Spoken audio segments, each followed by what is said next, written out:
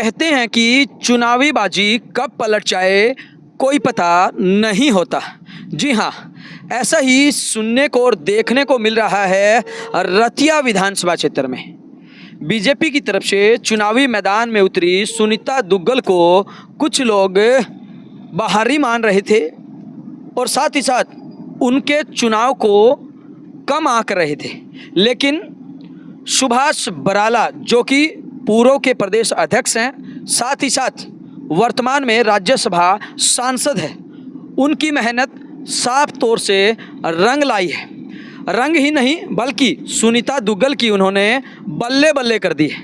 जी हाँ, ऐसा हम इसलिए बोल रहे हैं, उस इलाके में सुभाष बराला का जो प्रभाव है वो साफ तौर से देखने को मिलता है और वो किसी से छुपा हुआ नहीं है।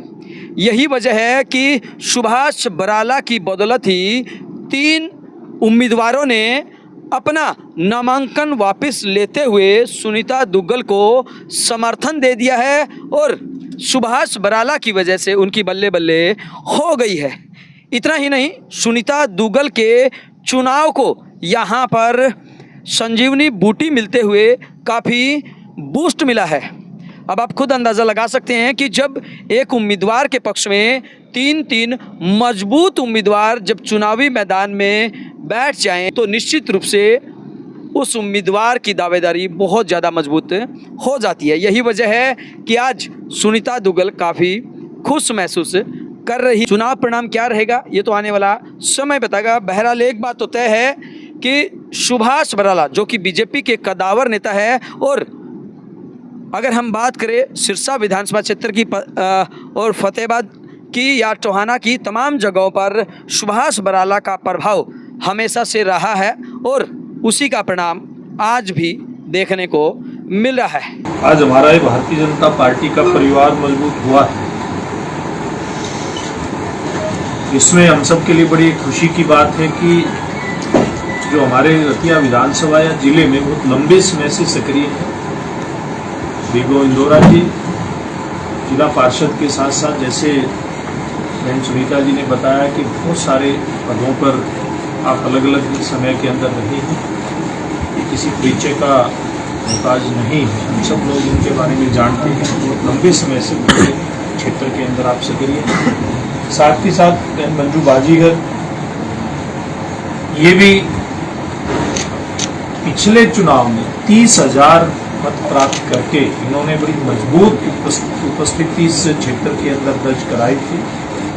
साथ साथ भाई छिंद्रपाल जी, ये भी जाना पहचाना चेहरा है। आज जब इस प्रकार के मजबूत लोग भारतीय जनता पार्टी के साथ यहाँ जुड़े हैं तो निश्चित रूप से इन सब हमारे साथियों के आने से आज भारतीय जनता पार्टी मजबूत हुई है। बहन सुनीता दुग्गल जी, इनका जो चुनाव है आप देख रहे हैं कि लगातार दिन प्रतिदिन मजबूती मिल रही है। आज पूरे प्रदेश में जिस प्रकार का वातावरण है उससे रतिया भी अछूता नहीं है। लोग चाहते हैं कि जैसे देश के अंदर तीसरी बार नरेंद्र मोदी जी प्रधानमंत्री बने, एक रिकॉर्ड जो नेहरू जी का था उसकी बराबरी की, और हरियाणा के अंदर इस बार हरियाणा की जनता भारतीय जनता पार्टी के नाम एक नया रिकॉर्ड बनाने जा रही है कि कोई पार्टी की सरकार तीसरी बार लगातार प्रदेश के अंदर बने और नायब सैनी जी प्रदेश के मुख्यमंत्री बने।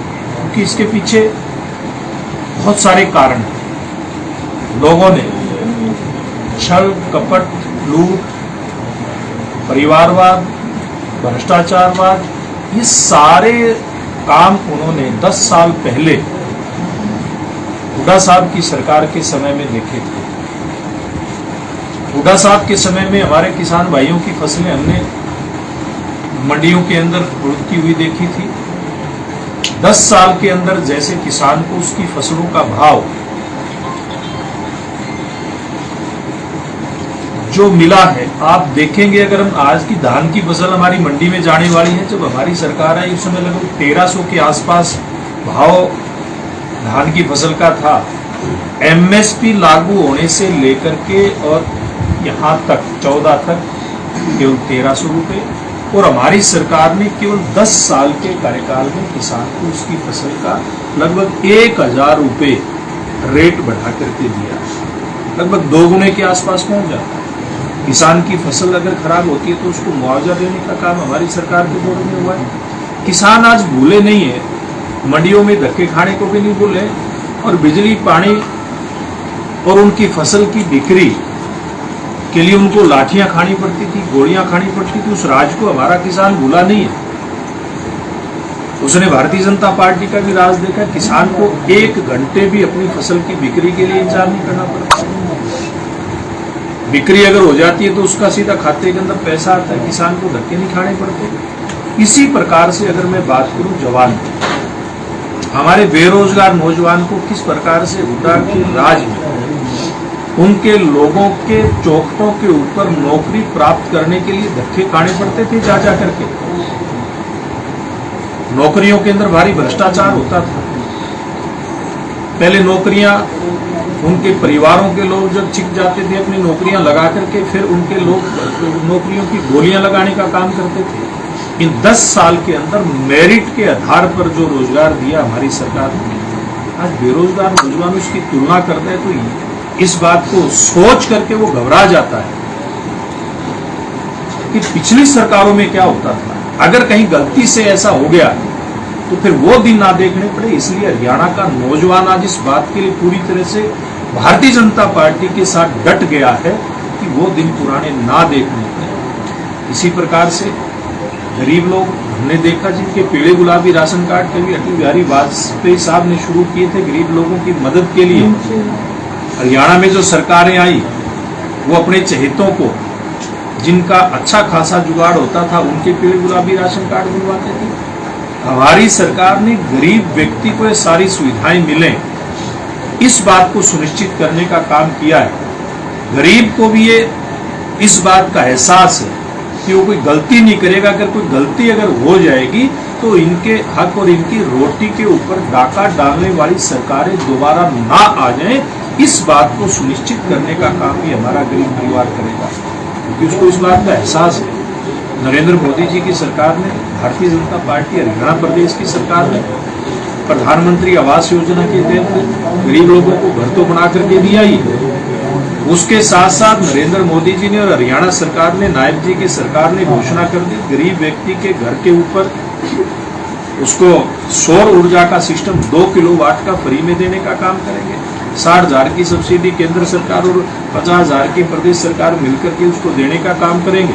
इस प्रकार से फ्री में बिजली गरीब परिवारों को देने का काम हमारी सरकार करने जा रही है। इसी प्रकार से गरीब व्यक्ति को 5-5 किलो अनाज प्रत्येक व्यक्ति परिवार के सदस्य के हिसाब से फ्री देने का काम मोदी जी ने घोषणा कर दी, 2029 तक मिलेगा। गरीब परिवारों के अंदर बीमारी आ जाए, परमात्मा ना करे, तो 5 लाख रुपए तक का इलाज फ्री है। अब ये जब ऐसी व्यवस्थाएं लोगों को दिखाई देती तो फिर क्यों लोग कांग्रेस पार्टी को वोट देने का काम करेंगे। इसीलिए आज आप देख रहे, विभो जी की बात करें, इनके साथ इनकी पार्टी ने धोखा करने का काम किया।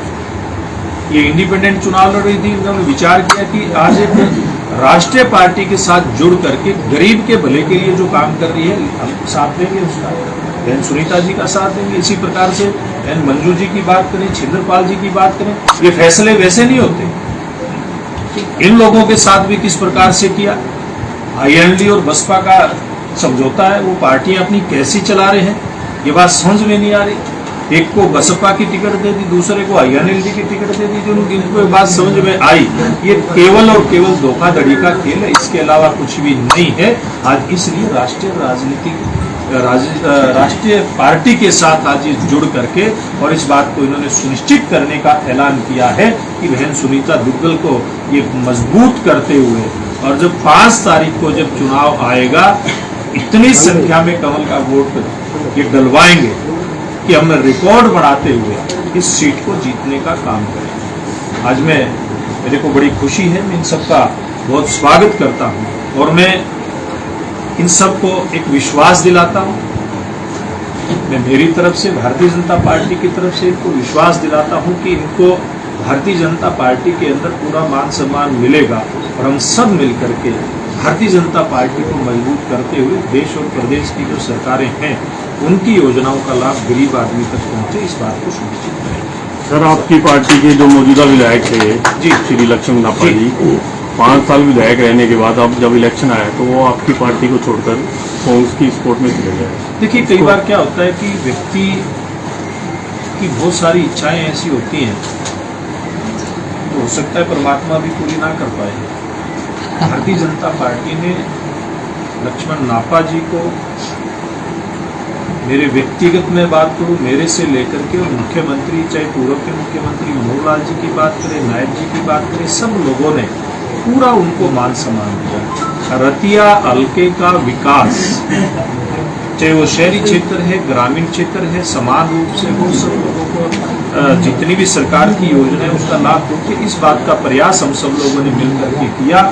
और मैं समझता हूँ आज बेशक लक्ष्मण नापा पार्टी छोड़ करके गए हैं, लेकिन एक बात मैं दावे के साथ कह सकता हूं कि जो भारतीय जनता पार्टी का कार्यकर्ता था, समर्थक था, वो आज भी भारतीय जनता पार्टी के साथ मजबूती के साथ खड़ा है। सर, आपने किसानों को लेकर एक बयान दिया, कल किसानों की महापंचायत होगी, उसको लेकर पंजाब की तरफ बॉर्डर सील कर दीजिए, उसको लेकर आपका क्या कहना है? देखिए, ये मामला कौन सा बॉर्डर सील करना, क्या करना, किसको कहाँ प्रोग्राम करने देना, ये अब आचार संहिता लगी हुई है, इसमें भारतीय जनता पार्टी का या इसमें हमको इस पर टिप्पणी नहीं कर सकते। कानून व्यवस्था को दुरुस्त करने के लिए, उसको ठीक रखने के लिए जो भी पुलिस प्रशासन को फैसला लेना होता है वो अपने तौर तरीके से लेती हैं। लेकिन मैं एक बात कह सकता हूँ कि भारतीय जनता पार्टी की सरकार ने, जैसे मैंने आपको उदाहरण दिया, भारतीय जनता पार्टी ने 1300 करोड़ से ज्यादा का मुआवजा, फिलहाल में 1300 करोड़ से ज्यादा पहुंच गया, और कांग्रेस की सरकार ने 100-125 करोड़ से ज्यादा 10 साल में नहीं दिया था। आज किसान को इस बात का एहसास है कि आज अगर किसान के खेत में निर्बाध उसको ट्यूबवेल चलाने के लिए बिजली मिलती है तो भारतीय जनता पार्टी की सरकार ने दी है। जैसे मैंने आपको बताया कि कांग्रेस पार्टी की सरकारों में भी धान की फसल आने वाली है, मंडियों में किसान को याद आ रही है बात को कि कैसे उसको अपनी फसल बेचने के लिए उसको मशक्कत करनी पड़ती थी, लाठियां गोलियां खानी पड़ती थी उसको। और हमारी सरकार ने, अगर रेट की भी बात करें, 1300 रुपये पूरी उम्र में रेट दे पाई कांग्रेस पार्टी व अन्य सरकारें। हमारी सरकार ने 10 साल के कार्यकाल में 1000 रुपये बढ़ा करके दे दिया। तो किसान इन बातों का बहुत अच्छे तरीके से मूल्यांकन करते हैं, और मूल्यांकन जब किसान करता है तो उसको याद आता है कि इतने संवेदनशील प्रधानमंत्री हैं कि किसान की फसल की अगर लागत मूल्य बढ़ने की आशंका होती है तो उसको 6-6 हजार रुपये किसान के खाते में डालने का काम करते हैं। और हमारे मुख्यमंत्री को जब एहसास इस बात का होता है कि बारिश कम हुई है तो हमारे मुख्यमंत्री नायब सैनी जी ने किसान को प्रति एकड़ 2000 रुपये किसान को इंसेंटिव देने का काम किया, प्रोत्साहन देने का काम किया। इन सारी बातों को किसान ध्यान में रखते हुए मैं दावे के साथ कहता हूँ कि भारतीय जनता पार्टी के साथ किसान रहेगा, और भविष्य के अंदर भारतीय जनता पार्टी की सरकार बना करके कैसे किसान का भविष्य में और ज्यादा भला हो इस बात को सुनिश्चित करेगा। देखिए, Bharatiya Janata party comfortable majority के साथ हरियाणा प्रदेश के अंदर सरकार बना रही है। सर, आपने एक सवाल का जवाब, आपने कहा कि हरियाणा में तीसरी बार नायब सैनी के समर्थन में सरकार बनेगी, लेकिन सोशल मीडिया पे एक बयान वायरल हो रहा है कि अनिल विज जी ने कहा है कि अगर प्रमुखता के आधार पर देखा जाए तो मैं सीएम का पद का दावेदार हूं। देखिए, उन्होंने अपनी बात कही है, और मुख्यमंत्री पद की दावेदारी किसकी होगी किसकी नहीं होगी भारतीय जनता पार्टी का राष्ट्रीय नेतृत्व तय करेगा। लेकिन अनिल विज भारतीय जनता पार्टी के बहुत वरिष्ठ नेता हैं। उन्होंने इतना कहा है कि वरिष्ठता के आधार पर मैं मेरा दावा पेश करूंगा। दावा तो कोई भी पेश कर सकता है, कोई दिक्कत नहीं। और उन्होंने ये भी कहा कि फैसला पार्टी हाईकमान करेगा। इसलिए अनिल विज जी पार्टी की भलाई के लिए हमेशा से उन्होंने काम किया। हम तो युवा मोर्चा के समय से देख रहे हैं, अनिल विज भारतीय जनता पार्टी के बहुत वरिष्ठ नेता, हमारे आदरणीय। ब्यूरो रिपोर्ट, बिंदास सेना।